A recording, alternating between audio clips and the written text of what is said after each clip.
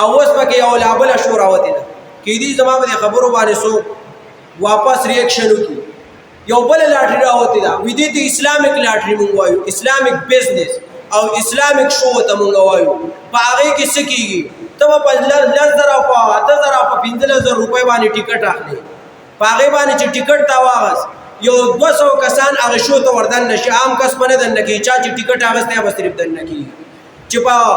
10,000 روپۍ تا یو 1000 کسانو نه واغستی او ټیکټ شو ته دې وردننه کړو په هغوی کې بیا د هغوی د هر یو کس نه تپوس نه کوي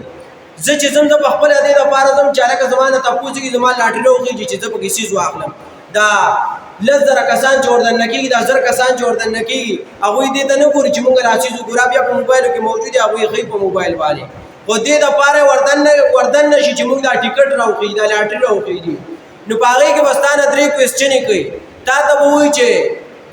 په قرآن کریم کې سوره یاسین 100 سپاره کې دی قرآن کریم کې سوره احزاب 100 سپاره کې دی په حج کې څو احکام فرض دي او په حج کې چې دی نو طواف څو پیرې کول دي څو چکره چې ولګی نو یو طواف شو دا اسلامیک سوالونه کوي او هغې ته اسلامیک باڼ وایي هغې ته اسلامیک شو وایي نو دا 200 کسان چې وردننه شو په دې کې ټوټل د 10 کسانو نه تپوسونه کېږي د 10 کسانو لاټري راخېږي په هغې لاټرۍ کې بیا څه کېږي په هغې کې چې دغه سوالونه 4 ټیک کړه 3 په 3 کې 2 ټیک کړه دا سړی پاس دی نو بیا هغوی ته څه ورکوي یا وله موټر سایکل ورکړي یا ورته دوی د عمرې دپاره مونږ تا له ټیکټ اخلو یا چې دی نو بار ملک ته تا په ټور باندې بوځو په هغې باندې بیا بوځي دغه شو چې چا مقرر کړی دغه هم حرام ده دا څوک چې په بزنس کوي دا هم حرام ده او څوک چې ولې ځین دا هم ناروا کوي